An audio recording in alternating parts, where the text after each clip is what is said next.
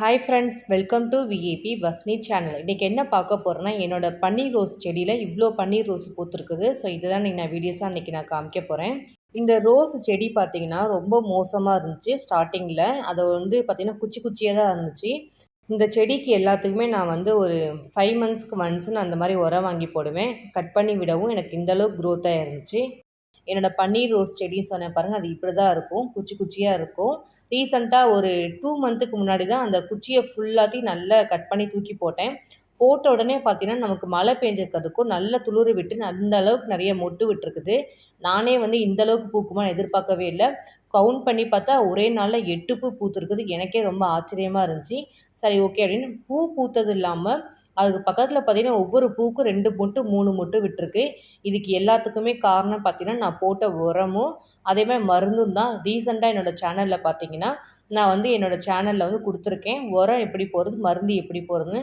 அதோட போட்ட ரிசல்ட்டு தான் எனக்கு இவ்வளோ க்ரோத்தாக இருக்குது. ஒவ்வொரு பூவும் நல்ல க்ரோத் ஆகி நல்லா பெருசாகவும் இருந்துச்சு.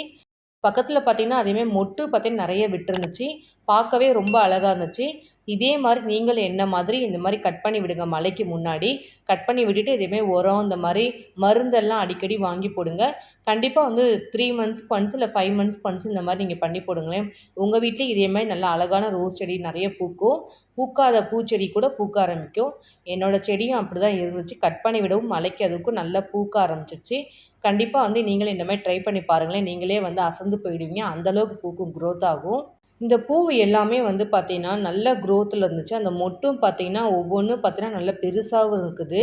அந்த பூவெல்லாம் ஒரே நாளில் ஒரு 8 பூ கிட்ட பூக்குன்னு நானே எதிர்பார்க்கவே இல்லை. இன்னமும் மொட்டு நிறைய இருக்குது அந்த செடியில் எல்லாமே. நல்ல பிங்க் கலரில் ரொம்ப அழகாக இருந்துச்சு. பார்க்கவே அவ்வளோ சூப்பராக இருந்துச்சு.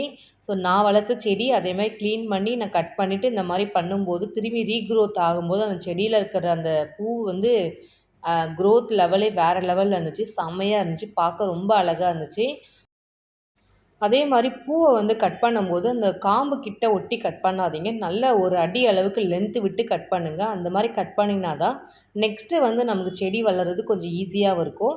ஸோ நான் எப்போவுமே அந்த மாதிரி தான் கட் பண்ணி விடுவேன். இந்த மழைக்கு முன்னாடி பார்த்திங்கன்னா நல்ல ஃபுல்லாக தழைச்சி விட்டுருந்தேன். நல்லா கட் பண்ணி விட்டுருந்தேன்.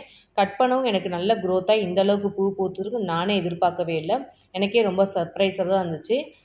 என்னோடய பன்னீர் ரோஸ் செடியில் இவ்வளோ பூ பூத்துருக்குது. எல்லாத்தையும் கட் பண்ணி நான் ஒரு பிளேட்டில் எல்லாத்தையும் எடுத்து வச்சுருக்கேன். இன்றைக்கி எங்கள் வீட்டில் இந்த மாதிரி இந்த அளவுக்கு பூத்துருக்கு. கண்டிப்பாக நான் போட்ட உரமும் மருந்தும் தான். கண்டிப்பாக நீங்கள் ட்ரை பண்ணி பாருங்கள். என்னோடய சேனலில் ஆல்ரெடி நான் கொடுத்துருக்கேன். கொஞ்சம் போய் பார்த்துக்கோங்க. எங்கள் வீட்டில் பூக்கிற மாதிரி இதே மாதிரி உங்கள் வீட்லேயே பூக்கணுமா? என்னோடய சேனலில் வீடியோஸ்லாம் இருக்குது. கொஞ்சம் போய் பார்த்துக்கோங்க. இந்த ஃப்ளவர்ஸ்லாம் யாருக்கு ரொம்ப பிடிக்குமோ அவங்க லைக்கோ சப்ஸ்கிரைப் கமெண்ட் பண்ணிவிட்டு போயிடுங்க. Thank you friends.